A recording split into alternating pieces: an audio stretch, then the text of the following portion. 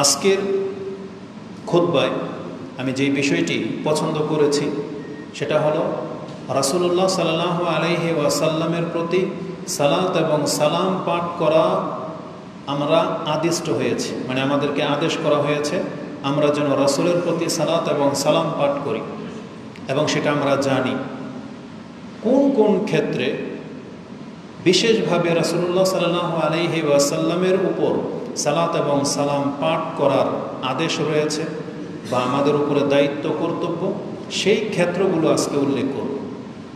এমনিতেই আমরা জানি যে রাসূলুল্লাহ সাল্লাল্লাহু আলাইহি ওয়াসাল্লামের উপরে দুরূদ পড়তে হয়, যেটা আমাদের বাংলা ভাষায় আমরা দুরূদ বলি, মূলত এটা ফার্সি শব্দ, আরবিতে এটাকে বলা হয় সালাত।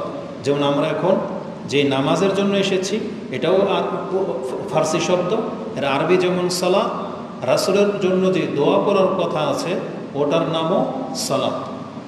তো সেই সালাত আপনি রাসূলুল্লাহ সাল্লাল্লাহু আলাইহি ওয়াসাল্লামের উপরে কোন কোন ক্ষেত্রে কখন কখন করলে বেশি নেকি বা কী বেনিফিট পাবেন এই সম্পর্কে হবে আজকের খুতবা। তাহলে আসুন লম্বা না করে ভূমিকায় আমরা সরাসরি আমাদের বিষয়ের দিকে চলে যাই।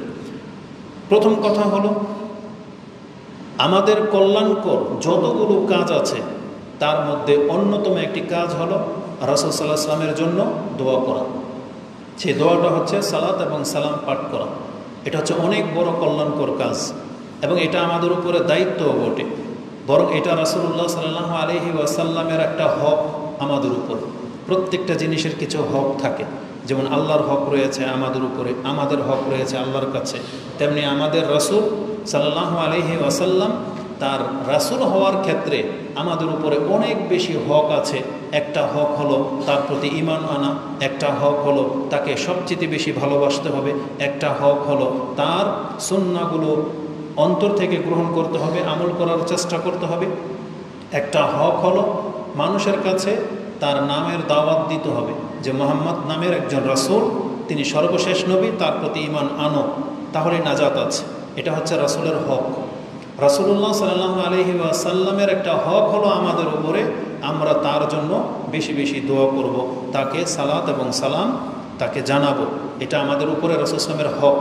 সেই হকটা কিভাবে আমরা আদায় করব সেটা হচ্ছে আজকের আলোচনার মূল বিষয়।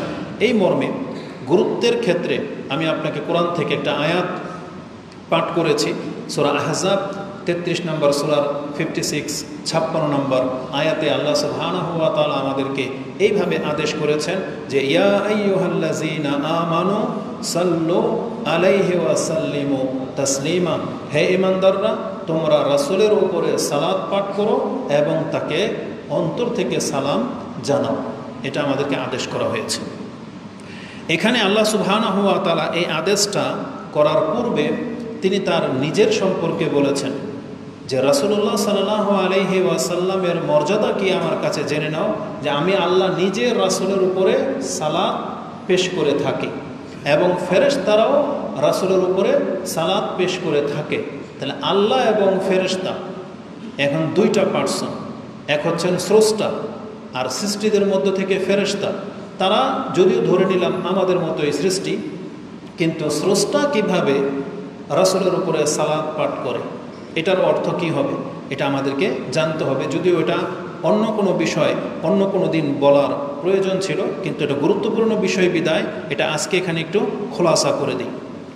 সালাত মূলত দোয়া, যেমন আমরা বাংলায় বলি দোয়া, দোয়া আরবি শব্দ, ওটার অর্থ আপনি বুঝে যান যে দোয়া করেন, মানে আপনি তখন বুঝতে পারেন আপনাকে কি আদেশ করা হয়েছে। যখনই একটা ব্যক্তি বসে মোনাজাত করতেছে বা দোয়া করতেছে, আপনি অপর ব্যক্তিকে বলতেছেন যে উনি দোয়া করতেছেন। একে অপরের কাছে আমরা যখন চাই, কি চাই, যে আমার জন্য দোয়া করেন, তার মানে দোয়া শব্দটা আমরা বুঝি। এই দোয়ার আরেকটা আরবি হলো সালাত। সালাত মানে হলো দোয়া। যেমন কোরআনের অনেক জায়গায় এটা ব্যবহার করা হয়েছে, এটা আমরা অন্য কোনো বক্তব্যের মধ্যে বলতে হবে, কারণ আমাদের লম্বা হয়ে যাবে আজকের বিষয়টা। তো সালাত মানে হচ্ছে দোয়া। যখনই আপনি রাসূলের জন্য সালাত বলবেন আল্লাহর কাছে, তাতে আপনি কয়েকটা জিনিস যেন আল্লাহর কাছে চাচ্ছেন। কি? একটা হলো আল্লাহ তাকে ক্ষমা করা হোক, আল্লাহ তার উপর রহম করুক, আল্লাহ তাকে বরকত দেখ, আল্লাহ তাকে মর্যাদাবান করুক, এই সবগুলো জিনিস এ সালাত শব্দের মধ্যে আছে। মানে এক কথায় সালাত বললে এতগুলো কিছু চাওয়া হয়। এটা আপনি একটা নয়, একাধিক হাদিস বা কোরআনের আয়াত থেকে প্রমাণ করা সম্ভব।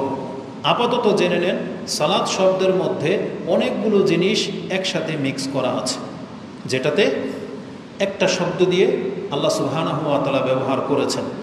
সালাত মানি যে বরকত হয়, এর ব্যাখ্যা ইমাম বুখারী রাহিমাহুল্লাহ তিনি আব্দুল ইবনে আব্বাস রাদিয়াল্লাহু তাআলা আনহুমা থেকে গ্রহণ করেছেন।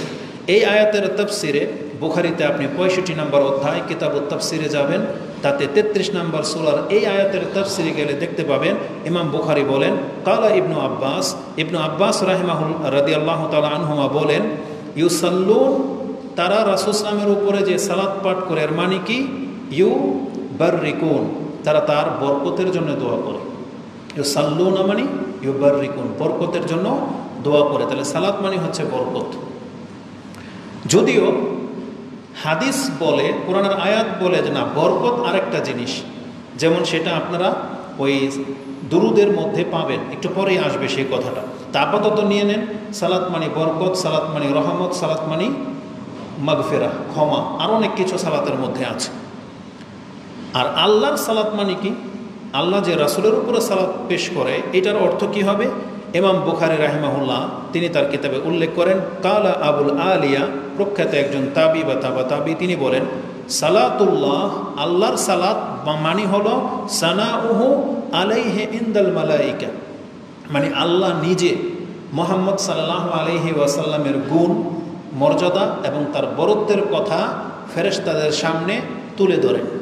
এটা আল্লাহ সব সময় রাসূল সাল্লাল্লাহু আলাইহি ওয়াসাল্লামের মর্যাদা, যে উনি শেষ নবী, উনি হচ্ছেন আমার প্রিয় বান্দা, উনি হচ্ছেন সবচেয়ে ভালো, ওনার চরিত্র সবচেয়ে উত্তম, তার অনেক উম্মত হবে, মানে রাসূল সাল্লামকে নিয়ে আল্লাহ ফেরেশতাদের কাছে রাসূলের মর্যাদা তুলে ধরেন।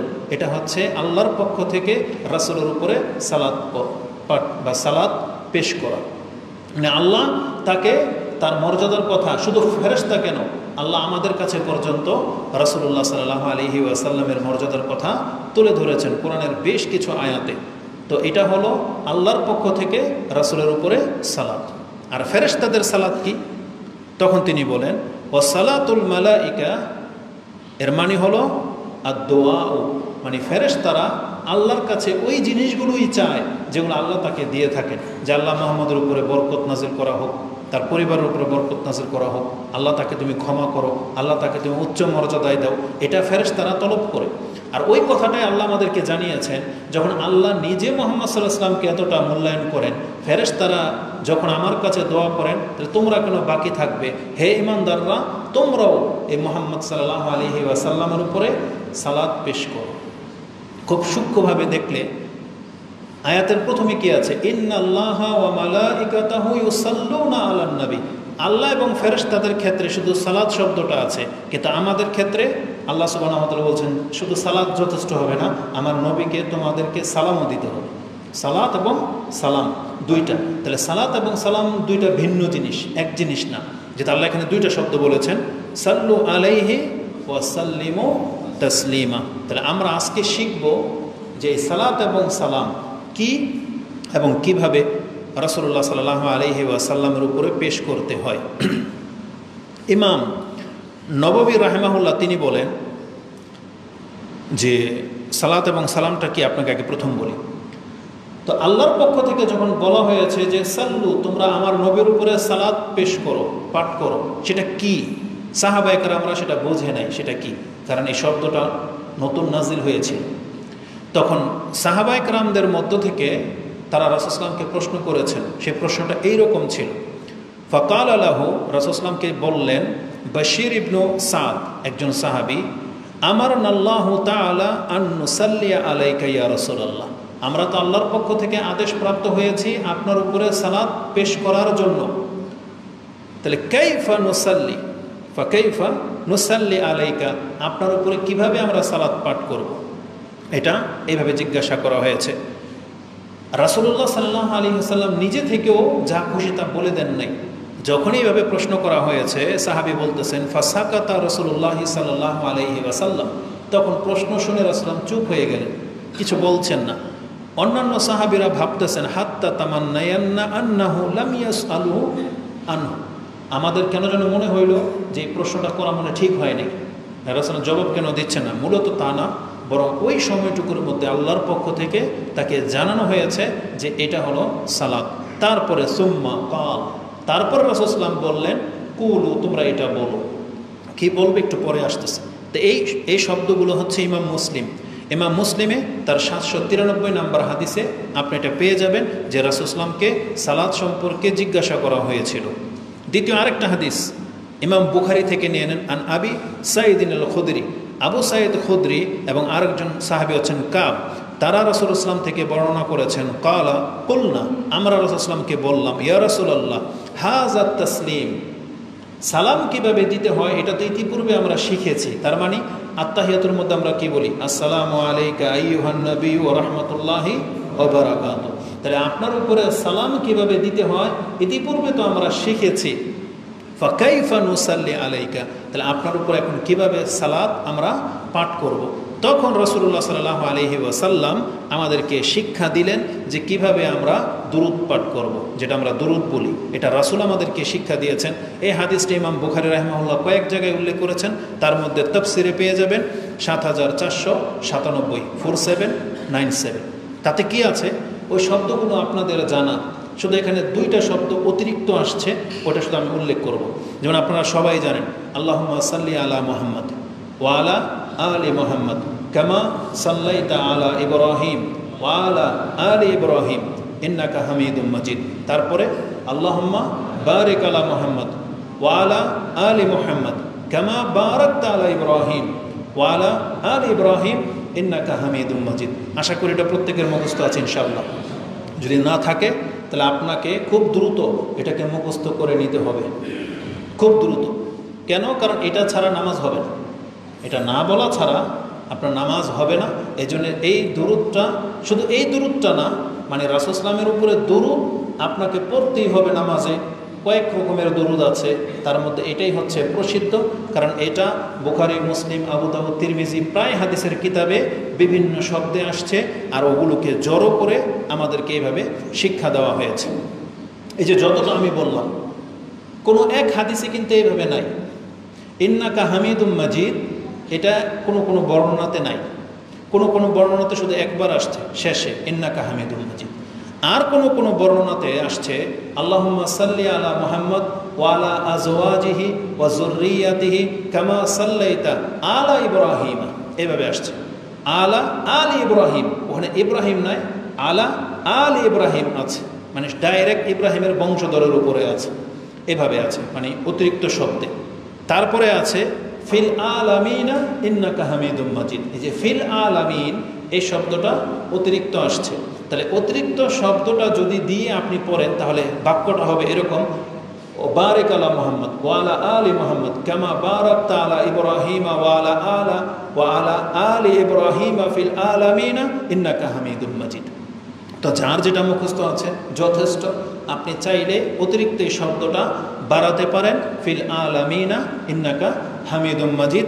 এটা পেয়ে যাবেন আপনি বুখারী এবং মুসলিমে হাদিস নাম্বার হচ্ছে 793, বুখারীতে হাদিস নাম্বার হচ্ছে 4797 এবং 6357। এই হাদিসগুলো মিলিয়ে এই দুরূদটাকে আমাদের কাছে শিক্ষা দেওয়া হয়ে থাকে। চাইলে আপনি আরও দুটো শব্দ বাড়াইতে পারেন, কি ওয়াজওয়াজিহি ওয়া যুররিয়াতিহি, আল্লাহ তার স্ত্রীদের উপরেও এবং তার সন্তানদের উপরেও আপনি সালাত এবং বরকত পাঠ করে দেন। এটা হচ্ছে দুরূদ। ইমাম নববী রাহিমাহুল্লাহ তিনি বলেন এটা হচ্ছে সালাতের দুরূদ। এটা ছাড়াও রাসূলুল্লাহ সাল্লাল্লাহু আলাইহি ওয়াসাল্লামের উপরে সালাত এবং সালাম পেশ করার বারবার বা একাধিকবার বলার প্রয়োজন হয়। কখন? এই যে যেমন আমি যতবার বলতেছি ততবার, আপনারা যতবার শুনতেছেন ততবার। সেই ক্ষেত্রে আপনি কি করবেন? এত বড় লম্বা দুরূদ পড়বেন না। আমাদের সালাফরা আমাদেরকে শিক্ষা দিয়েছেন সেই ক্ষেত্রে কোনো ব্যক্তি যদি অন্তত এতটুকু বলে, যখনই আমি বললাম মুহাম্মদ সাল্লাল্লাহু আলাইহি ওয়াসাল্লাম, সাল্লাল্লাহু আলাইহি ওয়াসাল্লাম, দুইটা শব্দ সালাত এবং সালাম, এই দুইটা শব্দ যদি বাক্যে চলে আসে তাহলে আল্লাহ কোরআনের যে আয়াতের মধ্যে দুইটা শব্দ বলেছেন সাল্লু আলাইহি ওয়া সাল্লিমু তাসলিমা, তাহলে এর হক আদায় হয়ে যাবে। কারণ আল্লাহ দুইটা জিনিস চেয়েছেন, আপনার মুখ দিয়েও আপনি দুইটা বাক্য উচ্চারণ করেছেন। যদি মুহাম্মদ সাল্লাল্লাহু আলাইহি ওয়াসাল্লামের নাম নিতে হয় তখন বলবেন আল্লাহুম্মা সাল্লি ওয়া সাল্লিম আলা নবিয়িকা মুহাম্মদ, আলা রাসূলিকা মুহাম্মদ, মানে এইভাবে। আর যখন আমি মুহাম্মদ নামটা নিয়ে ফেললাম তখন আপনার শুধু ওই দমির যেটা প্রোনাউন ব্যবহার করলেই চলবে, সেটা কি সাল্লাল্লাহু, এই যে হুটা হচ্ছে মুহাম্মদ, সাল্লাল্লাহু আলাইহি ওয়াসাল্লাম, ওই হুটাই হচ্ছে মুহাম্মদ। তো এতটুকু বললে যথেষ্ট হয়ে যাবে। এই জন্য দেখবেন হাদিসের কিতাবে যখনই রাসূল সাল্লাল্লাহু আলাইহি ওয়াসাল্লামের নাম আসছে, সাহাবায়ে কেরামরা এবং আমাদের এই হাদিসের কিতাব যারা লিখেছেন তারা সাথে সাথে সাল্লাল্লাহু আলাইহি ওয়াসাল্লাম এই শব্দটা যোগ করেছেন। তাহলে এতটা বললেও আপনার দুরুদ এবং সালাম পাঠ করা হয়ে যাবে। আর আপনি কি আশ্চর্য হবেন জানেন কি সেটা? শুধু আপনি মুখে যদি এতটা বলেন আল্লাহুম্মা সাল্লি আলা মুহাম্মদ, কতটুকু বললেন? আল্লাহুম্মা সাল্লি আলা মুহাম্মদ, যতবার আপনার মুখ থেকে এটা উচ্চারণ হয়ে যাবে ততবার আপনার 10টা পাপ মাফ হয়ে যাবে, ততবার আপনার 10টা মর্যাদা উঁচু হয়ে যাবে, ততবার আপনি 10টা করে নেকি আল্লাহর পক্ষ থেকে পাবেন। শুধু এতটুকু বললে আল্লাহুম্মা সাল্লি আলা মুহাম্মদ। এখন কত বলবেন সেটা আপনি আজকে এখান থেকে সিদ্ধান্ত নিয়ে যাবেন ইনশাআল্লাহ। তো এর গুরুত্ব সম্পর্কে বললাম যেমনটা, যে আল্লাহ সুবহানাহু ওয়া তাআলা আমাদেরকে রাসূলের প্রতি সালাত এবং সালাম পাঠ করতে আদেশ করেছেন। আসুন আমরা শিখলাম সেই দুরূদটা কি, এবং এটার দু একটা ফজিলত বলি, যদি আমাদের মূল কথাটা একটু পরে আসবে। এর ফজিলত কি? ফজিলতগুলো ওই ক্ষেত্রের মধ্যে চলে আসবে, কিন্তু পৃথক কিছু ফজিলত আছে। তার মধ্যে একটা হলো আব্দুল্লাহ ইবনে আবি তালহা, তিনি বলেন আন আবিহি, মানে আবি তালহা থেকে হাদিসটি বর্ণিত, আন্না রাসূলুল্লাহ সাল্লাল্লাহু আলাইহি ওয়াসাল্লাম যাতা ইয়াউমিন, একদিন রাসূল সাল্লাল্লাহু আলাইহি আমাদের কাছে আসলেন, ওয়া নারা ফি ওয়াজহিহি ওয়াল বুশরা ফি ওয়াজহিহি, তার চেহারাতে আমরা হাস্যোজ্জ্বল আনন্দের একটা ছাপ দেখতে পেলাম, এবং বললাম কুলনা ইয়া রাসূলুল্লাহ ইন্না লা নারা আল বুশরা ফি ওয়াজহিক, আপনার চেহারার মধ্যে একটা আনন্দের ছাপ দেখতে পাচ্ছি। তখন রাসূলুল্লাহ সাল্লাল্লাহু আলাইহি সাল্লাম বললেন, কেন এত আনন্দ? তিনি বললেন ফাকালা ইন্নাহু আতানিল মালাক, একটু আগে আমার কাছে একজন ফেরেশতা আসছে এবং বলছেন ইয়া মুহাম্মদ ইন্না রাব্বাকা ইয়াকুল, আপনার রব আপনার কাছে এই সংবাদ দিয়ে পাঠিয়েছেন, আমা ইউরদিক, আপনি কি এতে সন্তুষ্ট হবেন না, খুশি হবেন না? সেটা কি? আন্নাহু লা ইউসাল্লি আলাইকা আহাদুন, লা ইউসাল্লি আলাইকা আহাদুন ইল্লা সাল্লাইতু আলাইহি আশরা। আল্লাহ বলতেছেন এটা আপনার উম্মতের জন্য, যদি আপনার উম্মতের কোনো ব্যক্তি একবার শুধু যদি বলে আল্লাহুম্মা সাল্লি আলা মুহাম্মদ, আমি আল্লাহ নিজে তার উপরে 10 বার সালাত নাজিল করব। তারপরে বলেছেন ওয়ালা ইউসাল্লিমু আলাইকা আহাদুন, আর আপনার উম্মতের কোনো ব্যক্তি যদি আপনাকে একবার সালাম বলে, যদি বলে আসসালামু আলাইকা ইয়া রাসূলুল্লাহ বা আসসালামু আলাইকা আইয়ুহান নবী, যদি আপনাকে একবার সালাম বলে, তাহলে আমি আল্লাহ ইল্লা সাল্লামতু আলাইহি আশরান, আমি আল্লাহ তাকে 10 বার সালাম নাজিল করব। এই হাদিসটি ইমাম নাসাই কোট করেছেন, যেটা আপনি কিতাবে সাহুর অধ্যায় পেয়ে যাবেন। হাদিস হচ্ছে 1283, আর বাংলা অ্যাপসের ইসলামিক ফাউন্ডেশনের যে নাম্বার সেটা আপনি 1285-তে পেয়ে যাবেন। 1285, 86, 87 এই হাদিসগুলো সব রাসূল ইসলামের উপরে সালাত পড়া সংক্রান্ত প্রায় 10টা হাদিস পাবেন, প্রায় 90 পর্যন্ত, 1280 থেকে নিয়ে 1290 পর্যন্ত পড়েন, 95 পর্যন্ত, এগুলো সব হচ্ছে রাসূলের প্রতি সালাত এবং সালাম পাঠ করা সংক্রান্ত রয়েছে। তাহলে এই হাদিসে আমরা কি জানলাম? কোনো ব্যক্তি যদি একবার রাসূল সাল্লাল্লাহু আলাইহি ওয়াসাল্লামের উপরে দরুদ পাঠ করে এবং সালাম দেয়, তাহলে আল্লাহর পক্ষ থেকে সে 10 বার করে সেই জিনিস প্রাপ্ত হবে। 10 বার, একের বদলে 10 বার। এখন আপনি যত পারেন পড়েন। রাসূলুল্লাহ থেকে আরেকটা হাদিস নিয়ে নেন। আনাস ইবনে মালিক কালা রাসূলুল্লাহ সাল্লাল্লাহু আলাইহি ওয়াসাল্লাম মান সাল্লা আলাইয়া সালাতান ওয়াহিদাতান, কোনো ব্যক্তি যদি আমার উপরে একবার দরুদ পাঠ করে, সালাত পাঠ করে, সে কি প্রাপ্ত হবে? সাল্লাল্লাহু আলাইহি আশরা সালাওয়াতিন ওয়া হুত্তাত আনহু আশরু খাতিয়াতিন বা খাতিয়াতিন ওয়া রুফিয়াত আনহু ওয়া রুফিয়াত লাহু আশরু দারাজাতিন। কেউ যদি একবার আমার উপরে দরুদ পড়ে, আল্লাহ তার উপরে 10 বার দরুদ নাজিল করবেন, আল্লাহ তার 10টা খাতিয়াত ভুলকে ক্ষমা করে দেবেন, আল্লাহ তাকে তার জন্য 10টা মর্যাদা উঁচু করে দিবেন একবার বললে। যেটা এটাও ইমাম নাসাই কোট করেছেন, যেটা আপনি হাদিস 1297 নম্বরে পেয়ে যাবেন। তার মানে অ্যাপসের মধ্যে আরও 2টা হাদিস বাড়িয়ে নেন, 1299 নম্বরে আপনি এটা পেয়ে যাবেন। তাহলে এই হাদিস দুটো থেকে আমরা জানতে পারলাম যে রাসূলের প্রতি সালাত এবং সালাম পাঠ করলে আমরা কত বেশি নেকির হকদার হতে পারি, এই হাদিসগুলোর মধ্যে সেটা আছে। এবার চলে আসেন যে আমরা মূল বক্তব্যের দিকে চলে যাব, যে কখন কখন বললে কত বেশি ফায়দা হবে বা কখন বলা উচিত আর আমাদের উপরে দায়িত্ব। তার প্রথম স্থান হলো যখন তখন। যখন তখন মানে এটা এমন একটা দোয়া রাসূলের জন্য, এমন একটা দোয়া, এটা আপনার যখন তখন বলার অধিকার আছে। কেউ চাইলে আপনি যখন তখন বলতে পারেন, কোনো বাধা নাই, পাক না পাক নাই।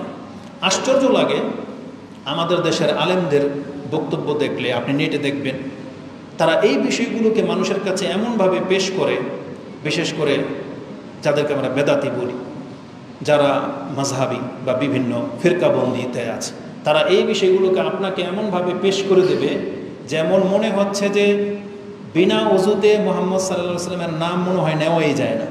তারা মর্যাদা দিতে দিতে এমন পর্যায়ে পৌঁছে গেছে যে মনে হচ্ছে যে নাপাক অবস্থায় মুহাম্মদ সাল্লাল্লাহু আলাইহি ওয়াসাল্লামের নাম নেওয়াটা মনে হয় আয়েব বা অপছন্দনীয় তাদের কাছে অন্তত। অথচ যেই গুণটা এটা আল্লাহ নিজের জন্য বরাদ্দ করেন নাই। আল্লাহ এই কথা আমাদেরকে বলে নাই যে তোমরা নাপাক অবস্থায় আমার নাম নিবা না, এটা কোরআন হাদিসের কোথাও আপনি দেখাইতে পারবে না। অথচ আল্লাহ হচ্ছেন পবিত্র, আল্লাহ হলেন কি পবিত্র।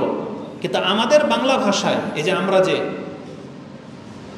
পুরাণে পুর ওরা বলে, যেটা পুরাণে পুর নবী পাক মুহাম্মদ সাল্লাল্লাহু আলাইহি ওয়াসাল্লাম, এই যে পাক শব্দটা ওরা রাসূলের ক্ষেত্রে ব্যবহার করে, মূলত এটা হচ্ছে আল্লাহর গুণ।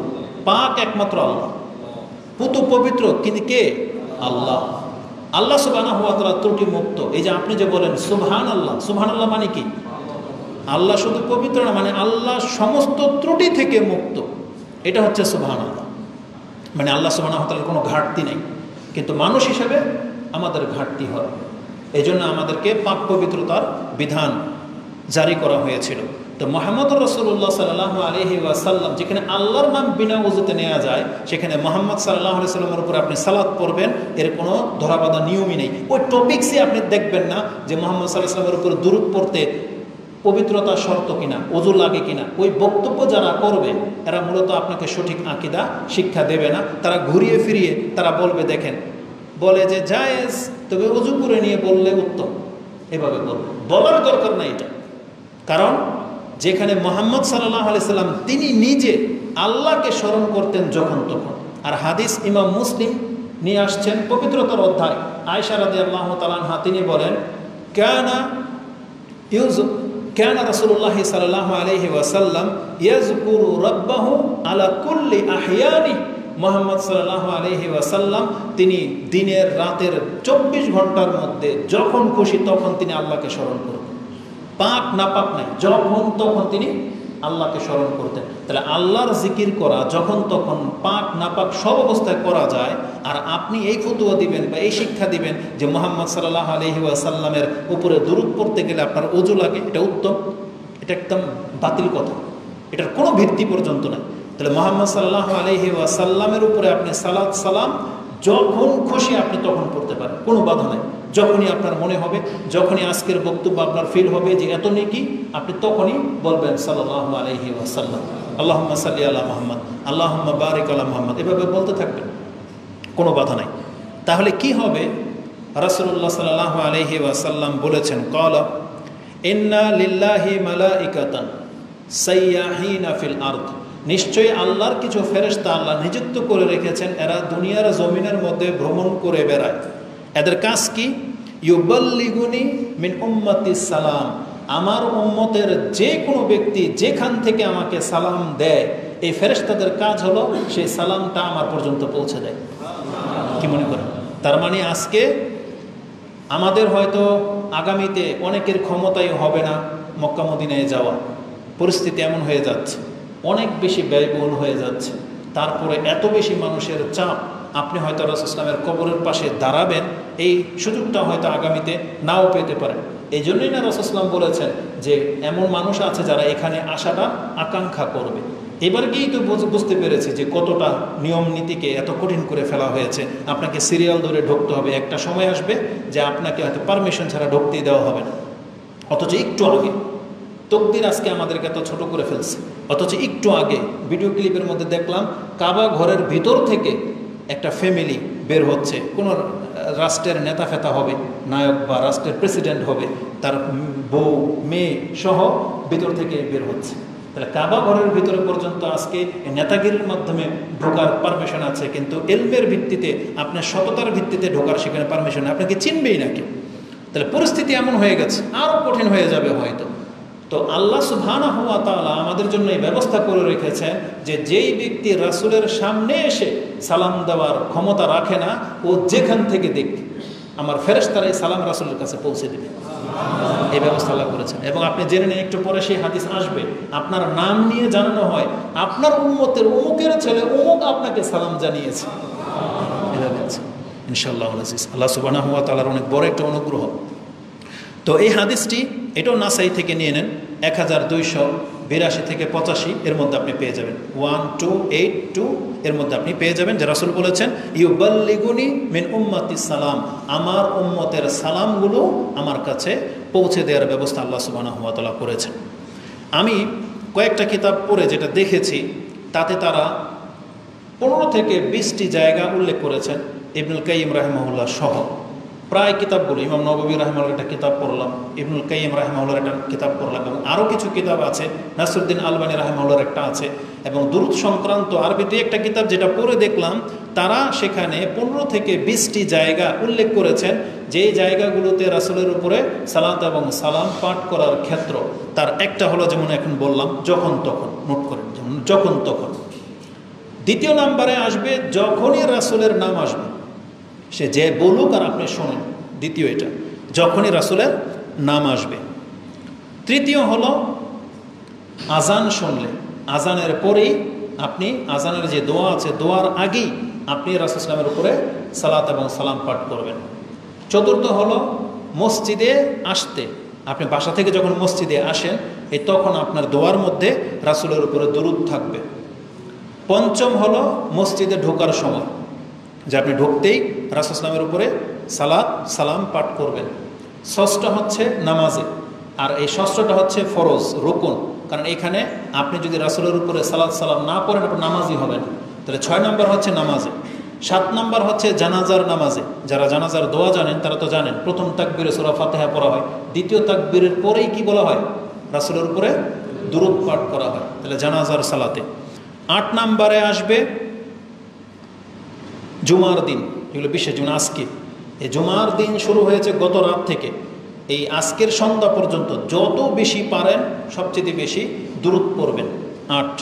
9 নম্বরে আসবে, এই যে আমি খুতবা দিচ্ছি, খুতবাতে কিন্তু আমি প্রথমে রাসূল সাল্লাল্লাহু আলাইহি ওয়াসাল্লামের উপরে সালাত সালাম পাঠ করেছি, এবং যে কোনো খুতবায়, একটা বৈঠকের খুতবা হোক, বিয়ের খুতবা হোক, যে কোনো খুতবার মধ্যে রাসূল সাল্লাল্লাহু আলাইহি ওয়াসাল্লামের উপরে সালাত এবং সালাম পাঠ করতে আপনি বাধ্য, এটাও ফরজের আওতায় পড়ে।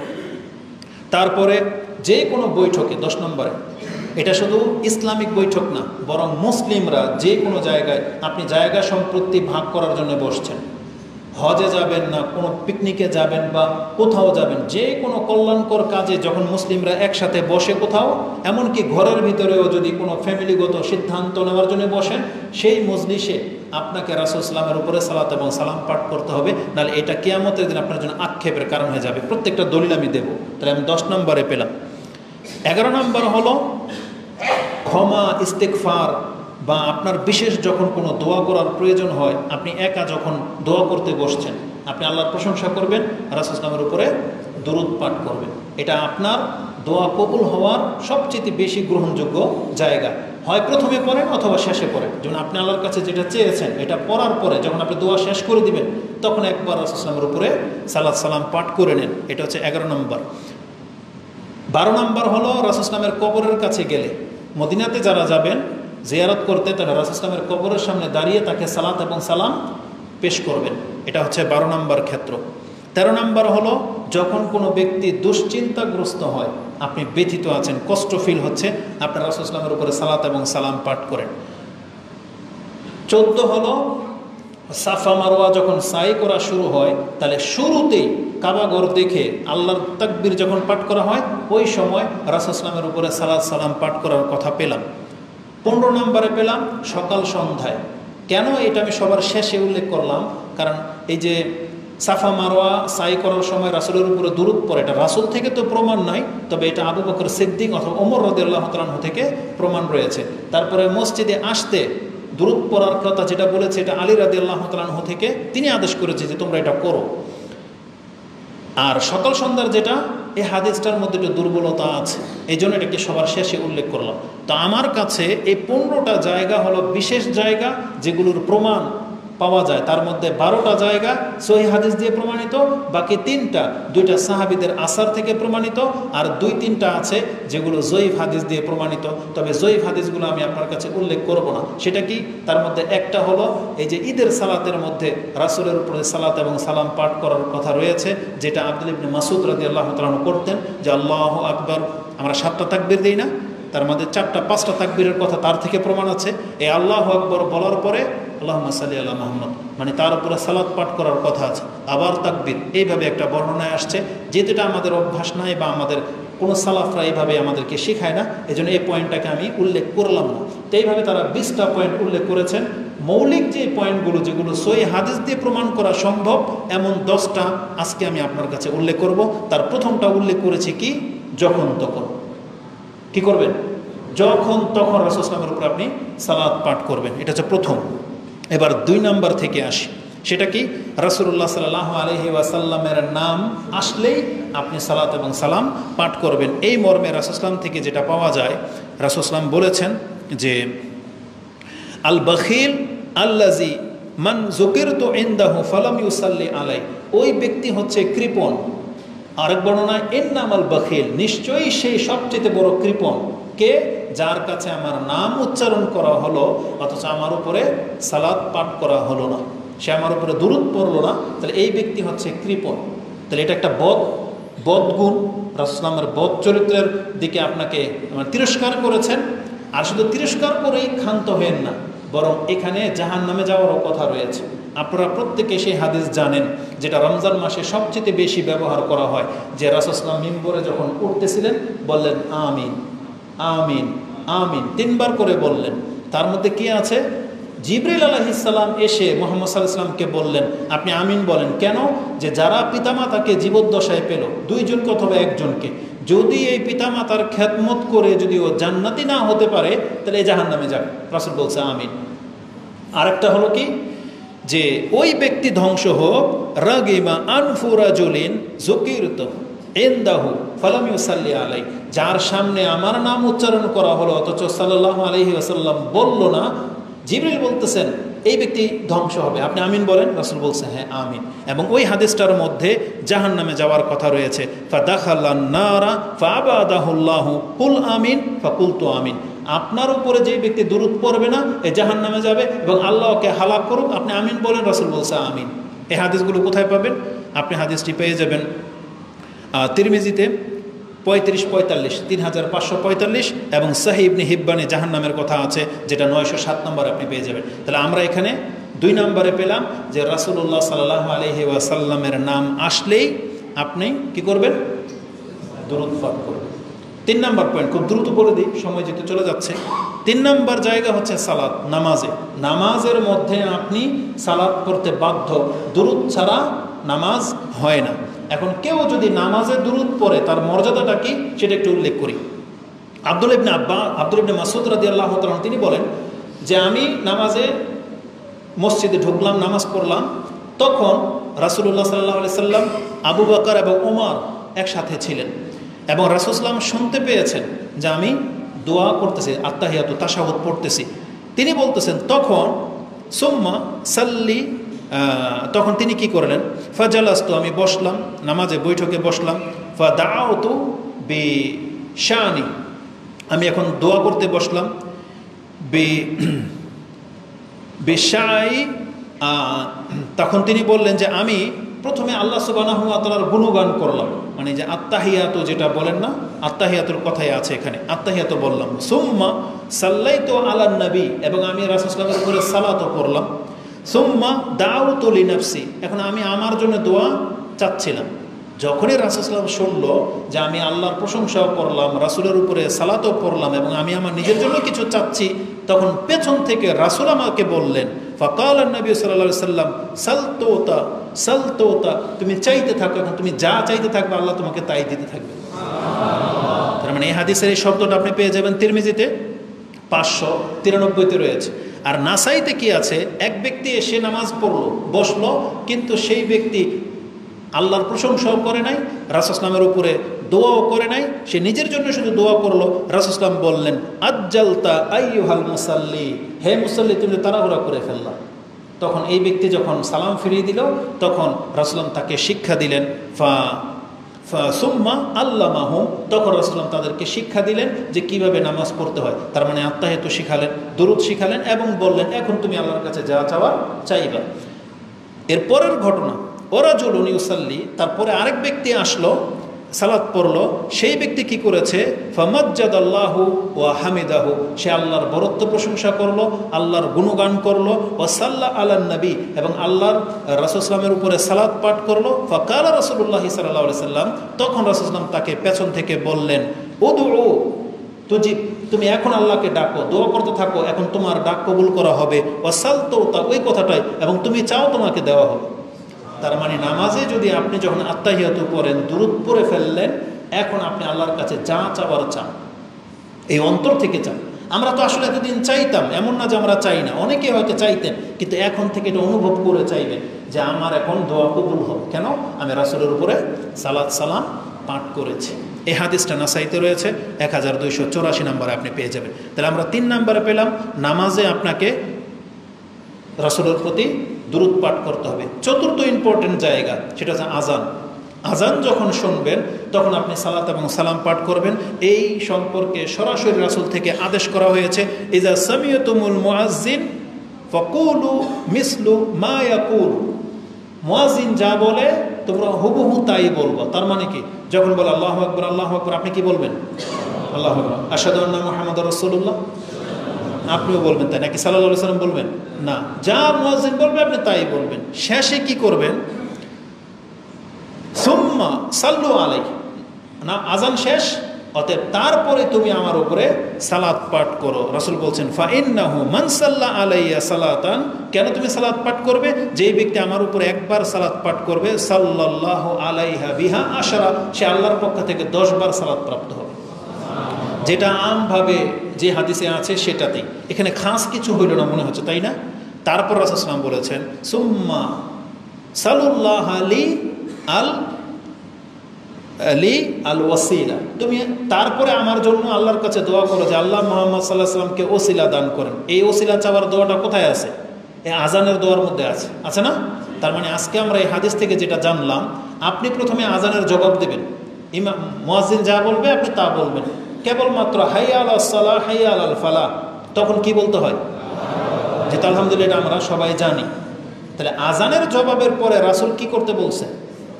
দুরূদ পড়তে বলছে, যেটা অধিকাংশ মানুষ হয়তো করেন না।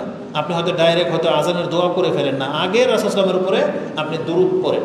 যদি পুরোটা পড়েন নাহলে অতটুকু পড়েন, অন্তত আল্লাহুম্মা সাল্লি আলা মুহাম্মদ এটা বলেন, বা আল্লাহুম্মা সাল্লি ওয়া সাল্লিম আলা নবিকা মুহাম্মদ, এটা বলার পরে আপনি আজানের দোয়াটা পড়েন।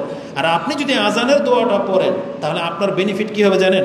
রাসূল বলেছেন, ফামান সালা লিল ওয়াসিলা, যেই ব্যক্তি আমার জন্য ওসিলার দোয়া করবে, হাল্লাত লাহু শাফাআতু, তাহলে আমি মুহাম্মাদের শাফাত তার জন্য অবধারিত হয়ে যাবে। তার মানে কিয়ামতের মাঠে যদি আপনি রাসূল সাল্লাল্লাহু আলাইহি ওয়াসাল্লামের শাফাত পেতে চান, তাহলে আজানের জবাবও দেবেন, রাসূল সাল্লাল্লাহু আলাইহি ওয়াসাল্লামের উপরে দুরূদও পড়বেন, এবং আজানের যে দোয়াটা আছে সেই দোয়াটা আপনি করবেন। তাহলে আপনি রাসূল সাল্লাল্লাহু আলাইহি ওয়াসাল্লামের শাফাতের হকদার হয়ে যাবেন। আর এই হাদিসটি রয়েছে মুসলিমে, হাদিস মুসলিমে আছে 735-এ, তিরমিজিতে আছে 3614। তো বলেছিলাম পঞ্চম মসজিদে ঢোকার সময় আপনি রাসূল সাল্লাল্লাহু আলাইহি ওয়াসাল্লামের উপরে সালাত সালাম পাঠ করবেন। অধিকাংশ মানুষ হয়তো আমরা দোয়াই করি না, আর যারা করি তারা শুধু এতটা করি, আল্লাহুম্মা আফতাহ লি আবওয়াবা রাহমাতিকা। দেখবেন প্রায় মসজিদে লেখা আছে মসজিদে প্রবেশের দোয়া কি? আল্লাহুম্মা আফতাহ লি আবওয়াবা রাহমাতিকা। এটা 3টা টুকরার মাত্র একটা, 3টা টুকরার মাত্র একটা। যদি সমস্ত হাদিসগুলোকে জড়ো করে দেওয়া হয় তাহলে দোয়াটা হবে এইরকম। আপনি যখনই মসজিদের গেটে আসবেন বলবেন আউযু বিল্লাহিল আজিম ওয়া সুলতানিহিল কাদিম।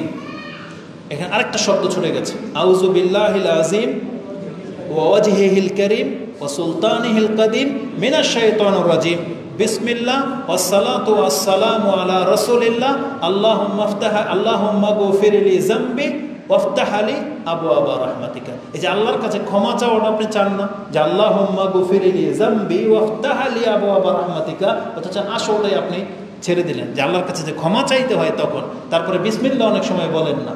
এজন্য ওই দোয়া কারেকশন করতে হবে। অবশ্যই সম্পূর্ণ দোয়া লিখলে পুরোটা লিখতে হবে, কারণ আল্লাহুম্মা আফতাহ আলি আবওয়াবা রাহমাতিকা এটা বুখারী এবং মুসলিমের পৃথকভাবে আসছে, ঠিক আছে, কিন্তু বুখারী মুসলিমে তো এটাও আছে, বিসমিল্লাহর কথা আছে তিরমিজিতে, আবু দাউদে, নাসাইতে, তাহলে সেগুলো ছাড়বেন কেন? এই জন্য বিসমিল্লাহও আপনি রাখবেন। তাহলে এখানে আমরা পেলাম যে মসজিদে প্রবেশ করার পূর্বে আসসালাতু ওয়াসসালামু আলা রাসূলিল্লাহ এই শব্দটা আপনার পড়ার কথা রয়েছে। যে হাদিস আপনি তিরমিজিতে 314, মুসনাদে আহমদে 26,416, ইবনে মাজাতে হাদিসটি 771 রয়েছে, এটা 5 নম্বরে। এখন যদি প্রত্যেকটা কথার দলিল দিয়ে দিই তো অনেক সময় লেগে যাবে। 6 নম্বর হচ্ছে জুমার দিন, এটা দলিল আপনারা জানেন, জুমার দিন গেল 6 নম্বর। 7 নম্বর হচ্ছে রাসূল সাল্লামের কবরের পাশে গেলে, এটা বলে দিই। রাসূল সাল্লাম বলেছেন ক্বালা লা তাজআলু বুয়ুতাকুম কুবুরা, তোমরা তোমাদের ঘরগুলোকে কবরস্থানে পরিবর্তন করে দিও না। কেন? কবরস্থানে কি হয়? কবরস্থানে একটা মুর্দা শুয়ে আছে, আল্লাহর নাম নেয় না। তাহলে আমাদের ঘরগুলো যেন এমন না হয় যে আপনি 24 ঘন্টা ঘরে পার করে দিলেন অথচ একবার আল্লাহর নাম নিলেন না, একটু কোরআন পড়লেন না, 2 রাকাত নামাজ পড়লেন না, রাসূল সাল্লামের উপরে সালাত সালাম পড়লেন না, এক কথায় কোরআন হাদিসের কোনো কিছু আপনার ঘরে চর্চা হলো না। এটা হলো ঘরকে কবরস্থান বানিয়ে দেওয়ার মতো। এই জন্য আমাদের মা বোনরা যারা আছেন তারা শুধু পাক শাক আর পোলাপান বাচ্চা কাচ্চা নিয়ে ব্যস্ত থাকবেন না, বরং আপনার দ্বারা ঘর আবাদ করতে হবে। আমরা পুরুষরা যেমন মসজিদ আবাদ করি, আমাদের মা বোনদেরকে এবং আমাদেরকেও বলা হয়েছে তুমি ঘরের জন্য কিছু নামাজ রেখে দাও। এই জন্য নিয়ম হলো আপনি ফরজ পড়বেন মসজিদে, সুন্নত পড়বেন কোথায়? ঘরে। এটা হচ্ছে আদব। তাহলে আপনার ঘরেও বরকত হবে। এই জন্য রাসূল বলেছেন লা তাজআলু বুয়ুতাকুম কুবুরা, তোমরা তোমাদের ঘরগুলোকে কবরস্থানে পরিবর্তন করে দিও না। আর আমার কবরকে কি করো না?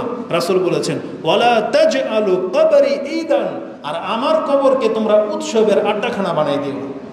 এটা রাসূল জীবদ্দশায় নিষেধ করে গেছে যে আমার কবরকে ঈদের, ঈদ মানে কি? ঈদ মানে আনন্দ না? আমার কবরকে তুমি উৎসবের স্থানে পরিবর্তন করে দিও না। এটা রাসূল জীবদ্দশায় নিষেধ করে গেছে। তারপরে কেন তিনি বললেন এই কথা?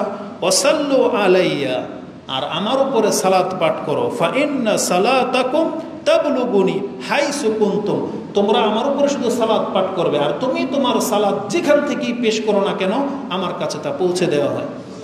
বুঝছেন? এটা রাসূল আমাদেরকে জানিয়েছেন। তাহলে এই হাদিসটা আপনি আবু দাউদ থেকে নিয়ে নেন 20-42। তাহলে এখানে রাসূলের কবরের পাশে গিয়ে সালাম সালাত দিতে হয় এ কথা উল্লেখ নাই, কিন্তু আমি কেন বললাম? কারণ ইমাম আবু দাউদ রাহিমাহুল্লাহ এই হাদিসটি কবর জিয়ারতের অধ্যায় এনেছেন। কবর জিয়ারতের অধ্যায় এনেছেন, হজের অধ্যায়, যে রাসূল ইসলামের কবরের জিয়ারত করতে যখন আপনি যাবেন তার মানে সেখানে আপনি সালাত এবং সালাম পেশ করবেন। তো রাসূল মুসনাদ আহমদের ভাষা হলো এরকম, লা তাত্তাখিজু কবরি ঈদান, তোমরা আমার কবরকে উৎসবের স্থানে রূপান্তর করে নিও না, ওটাকে উৎসবের জায়গা হিসেবে গ্রহণ করো না। রাসূল নিষেধ করেছেন ও ঈদান ও হাইসুমা কুনতুম ফাসাল্লু আলাই, তোমরা যেখানে থাকো না কেন আমার উপরে তোমরা সালাম পেশ করো। এটা মুসনাদ আহমদের শব্দ রয়েছে। মা মিন আহাদিন ইউসাল্লিমু আলাইয়া ইল্লা রাদ্দাল্লাহু আলাইহি রূহ, এই সম্পর্কে 2-3টা হাদিস আছে, খুব কঠিন, একটু স্মরণ করিয়ে দিই, কারণ আমাদের সমাজে এগুলোই বেশি প্রচলন ঘটে। এই যে যতগুলো হাদিস আমি বলেছি দেখবেন যে এরা এগুলো বলে না, এরা বুখারী, মুসলিম, আবু দাউদ, তিরমিজি এইসব হাদিস বলবে না। এমন এমন কিতাব থেকে আপনার কাছে হাদিস পেশ করবে যেটা সহিহ না জয়ীফ এটা খুঁজতে গেলে আপনার দিন পার হয়ে চলে যাবে। ওই ইমাম দাইলামি, তারপরে ইমাম বাইহাকির কিছু দুর্লভ কিতাব আছে, মানে গরিব, যেগুলো খুব সেন্সিটিভ কথা আছে, যেই কিতাবের মধ্যে জাল কথা পর্যন্ত আছে, সেখান থেকে তারা হাদিস পেশ করে দেয়। তো ওইটার মানে কিভাবে আপনি বুঝবেন? একটা হাদিস নিয়ে নেন। রাসূল বলেছেন মা মিন আহাদিন ইউসাল্লিমু আলাইয়া, যে কোনো ব্যক্তি যখন আমার উপরে সালাম বলে যে আল্লাহুম্মা সাল্লি ওয়া সাল্লিম আলা নবিকা মুহাম্মদ বা আসসালামু আলাইকা ইয়া রাসূলুল্লাহ, এটা যদি বলে ইল্লা রাদ্দাল্লাহু আলাইয়া রূহ, তখন আল্লাহ আমাকে রূহ ফিরিয়ে দেন, মানে আল্লাহ রাসূল সাল্লামের দেহে রূহ ফিরিয়ে দেন, হাত্তা আরুদ্দা আলাইহিস সালাম, যাতে করে আমি ওই ব্যক্তির সালামের জবাব দিতে পারি। তার মানে তার উম্মতের যে কোনো ব্যক্তি যেখান থেকে সালাম দেখ, আল্লাহ একটা বর্ণনা আসছে তার রূহ ফেরত দেওয়া হয়, আর ফেরেশতারাও এসে তাকে জানায় যে অমুক ব্যক্তি আপনাকে সালাম দিয়েছে। তার রূহ যদি দেওয়া না হয় জবাব কেমনে দেবে? তাই জন্য আল্লাহ সুবহানাহু ওয়া তাআলা রাসূল সাল্লামের রূহকে ফেরত দিয়ে দেন, তখন তিনি সালামের জবাব নেন। বিষয়টা হলো বারজাখে, কবরের জীবনে যেখানে রাসূল আছেন, সেটা আমাদের দুনিয়ার সাথে মিলবে না, কারণ সেখানকার এক মুহূর্ত আমাদের পৃথিবীর কয়েক শত বছর, হয়তো হাজার বছর পার হয়ে চলে যাবে। তো এতটা ব্যাপার। এই হাদিসটা সহিহ বিদায় আমি আপনার কাছে পেশ করলাম, যেটা ইমাম আবু দাউদ কোট করেছেন, নাসিরুদ্দিন আলবানী এটাকে হাসান সহিহ বলেছেন। আরও কিছু হাদিস আছে যে কোনো ব্যক্তি যদি আমার কবরের পাশে এসে আমাকে সালাম দেয়, তখন আমি তার সালামের আমি শুনতে পাই এবং সালামের জবাব দেই। এই হাদিস অত্যন্ত দুর্বল, বরং নাসিরুদ্দিন আলবানী কোনো বর্ণনায় বলেছেন এটা হচ্ছে জাল হাদিস, যে রাসূল সাল্লামের কবরের পাশে এসে যদি কোনো ব্যক্তি সালাম দেয়, রাসূল বলতেছেন আমি শুনতেও পাই এবং জবাবও দেই। এই হাদিস মওযু, মানে জাল হাদিস। সহিহ কোনটা? এতটা, যেটা আপনি রাসূল সাল্লামের কবরের পাশে গিয়ে দিলে এমনটা হয় তা না, মানে আপনি যেখান থেকেই দেন না কেন আল্লাহ রাসূল সাল্লামের কাছে সেই সালাম পৌঁছে দেওয়ার ব্যবস্থা করেছেন।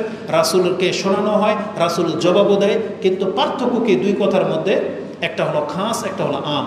যখন কোনো সাধারণ একটা কথাকে আপনি খাস জায়গায় লাগাই দিবেন, তখন আপনার মধ্যে সেই শিক্ষা চলে আসবে। আপনার কাছে এই যে এখান থেকে সালাম দিলে অতটা ফিল আসবে না, যতটা ফিল রাসূল সাল্লামের কবরের পাশে গিয়ে আপনি দিবেন। এই জন্য হুড়োহুড়ি পারাপারি ওখানে গিয়ে করে মনে হচ্ছে যে রাসূল তার কথা শুনতে পায় এবং এখনও জবাব তাকে দিবে। এই বদাকিদা তখন তৈরি হবে। এই জন্য এটা আপনার মাথা থেকে সরিয়ে ফেলেন। সেখানে শুধু রাসূলের কবরের পাশে গেলে যে এটা হবে তা না, বরং আপনি এখান থেকে সালাম পাঠান। একই আচরণ আল্লাহ সুবহানাহু ওয়া তাআলা তার সাথে করেন। ফেরেশতারা সেই সালাম বয়ে নিয়ে চলে যায় এবং রাসূল সাল্লামের আত্মা ফেরত দেওয়া হয় এবং তিনি তার জবাব দেন। এটা এখান থেকে। এজন্য কিছু ভুল শিক্ষার কারণে কিছু ভুল আমল তৈরি হয়। এই যে যারা হজে যাচ্ছে, আপনাদের গ্রামের অধিকাংশ মানুষই হয়তো এটা হাজিদেরকে বলেন যে আমার সালামটা রাসূল সাল্লামের রওজায় পৌঁছে দিন। এটা বলে কি না? এটা আমাদের সমাজে এটা প্রচলন ঘটে গেছে। বরং এটা হুজুরদের একটা ধান্দার জায়গা হয়ে গেছে, জানেন? ওই যারা হুজুর তাদেরকে এসে কিছু হাদিয়া ধরাই দেয়, হুজুর আমার সালামটা রাসূল সাল্লামের কবরে পৌঁছে দিন। এবং হুজুরও নিজেও নেয় যে কারা কারা আসেন ভিজিট করেন, আমি আপনাদের সালাম রাসূল সাল্লামের কাছে পৌঁছে দিন। এই দায়িত্ব আল্লাহ আমাদের কোনো হুজুরের জন্য বাকি রাখে নাই। এই দায়িত্ব আল্লাহ কাকে দিয়েছেন? ফেরেশতাদেরকে। যে ফেরেশতার টাকাও লাগে না, কিছুই লাগে না, বরং আমানতদার সেই ফেরেশতারা অবশ্যই আপনার সালাম, আর ফেরেশতারা বয়ে নিতে গেলে 4 মাস 5 মাস বা 5-10 দিন লাগবে না। এখন দিয়েছেন, এখন চলে যাবে। অতএব এই শিক্ষাগুলো আমাদেরকে নিতে হবে। তাহলে যতগুলো কথা বলেছি প্রত্যেকটার দলিল আমার কাছে আছে, কিন্তু বলতে গেলে অনেক সময় লেগে যাবে। যদি দুই একটা মানে কি বলবো আসলে, কারণ এগুলো তো নেটে যাবে, তো আর দলিল ছাড়া আমরা কথা বলি না। মাত্র 6টা বলছি, আরও 6 আর 4টা, আরও প্রায় 8টা বাকি আছে। তো যাই হোক, যে কোনো বৈঠকে আপনি রাসূলের প্রতি দুরূদ পড়বেন। যদি না পড়েন আর বৈঠক শেষ করে দেন, কি হবে জানেন? রাসূল বলেছেন হাসরাতুন ও নাদামাতুন, কিয়ামতের মাঠে এটা আপনার জন্য আক্ষেপ এবং পরিতাপের বিষয় হবে। হাদিসের শব্দটা হচ্ছে তিরাতান। তিরাতান এর ব্যাখ্যাটা যারা করেছে আমি ওটা শব্দটা বলে দিয়েছি। সেটা কি? হাসরাতান আর নাদামাতান, মানে আপনার অত্যন্ত আক্ষেপ হবে কিয়ামতের মাঠে যে ওই বৈঠকে আমি রাসূল সাল্লামের উপরে সালাত এবং সালাম পাঠ কেন করলাম না। এটা আপনার জন্য আক্ষেপ হবে এবং আপনি শাস্তিও পেতে পারেন। এটা এমনটা ইঙ্গিত রয়েছে। দুশ্চিন্তা এবং বিপদগ্রস্ত অবস্থায় যে বলেছিলাম আপনি রাসূল সাল্লামের উপরে দুরূদ পাঠ করেন। একজন সাহাবী বলতেছেন, ইয়া রাসূলুল্লাহ, আমি যখন দোয়া করি কতটা আপনার উপরে আমি সালাত পাঠ করব? যদি 1 ঘন্টার দোয়া হয় কতটা পড়লে আমার জন্য কল্যাণকর? আমি যদি 1 ঘন্টার দোয়াকে 20 মিনিট করে 3 ভাগ করি, শুধু 20 মিনিট আমি শুধু আপনার উপরে দুরূদ পাঠ করব। রাসূল বলছে ভালো, তবে যদি বেশি পারো আরও ভালো। সে সাহাবী বলছে তাহলে অর্ধেক, বলছে আরও ভালো। বলছে ইয়া রাসূলুল্লাহ, তখন তিনি বুঝতে পেরেছেন যে কী বলতেছেন। বলছে ইয়া রাসূলুল্লাহ, আমি 1 ঘন্টা হোক, 1 মিনিট হোক, 5 মিনিট হোক বা 10 মিনিট হোক, আমি যখনই দোয়া করতে বসবো আমি সেই দোয়াতে যদি আর কিছুই না চাই, শুধু আল্লাহর কাছে শুধু আল্লাহুম্মা সাল্লি আলা মুহাম্মাদ ওয়া আলা আলি মুহাম্মাদ, আমি যদি শুধু বলে আপনার উপরে সালাত এবং সালামই পাঠ করে ছেড়ে দেই, বিষয়টা কেমন হবে? রাসূল কি বলেছে জানেন? যদি তুমি এমনটা করতে পারো, আল্লাহু আকবার, যদি তুমি এমনটা করতে পারো, রাসূল বলেছেন ইজা তুকফা হাম্মাক ওয়া ইউগফারা লাকা যামবাক, তাহলে তোমার যত দুশ্চিন্তা আছে সব দূর হয়ে যাবে, তোমার যত পাপ আছে সব মাফ হয়ে যাবে।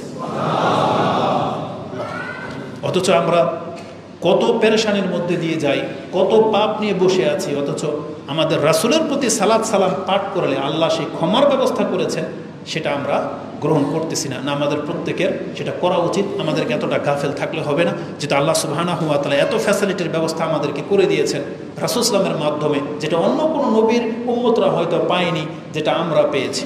সর্বশেষ আমি এতটা কথা বলে দিই, কেন আমাদেরকে আজকে দুরূদ নিয়ে আমি আপনার কাছে বক্তব্য দিলাম। কারণ আমাদের সালাফদের সম্পর্কে, আমাদের সম্পর্কে কবর মাজার পূজারীরা, এই মাযহাবিরা, বাতিলরা, তারা আপনাকে মিথ্যা ছড়ায় যে আমরা নাকি দুরূদ পড়ি না, আমরা নাকি রাসূল সাল্লামের সম্মান করি না, এরা নাকি দুরূদ পড়ে, এরা নাকি মিলাদ পড়ে।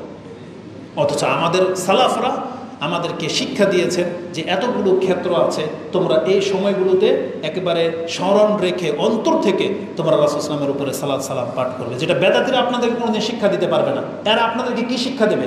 এরা বলে না যে রাসূল সাল্লামের নাম নিলে সাল্লাল্লাহু আলাইহি সাল্লাম বলতে হয়, এটা ইদানিং হয়তো বলে, কিন্তু বিংশ শতাব্দীতে আপনি এই 1400 বছরের মধ্যে এদের কিতাব খোলেন, তেমন কিছু আপনি পাবেন না। এরা আপনাকে শিখায় কি? যে রাসূলের নাম নিলে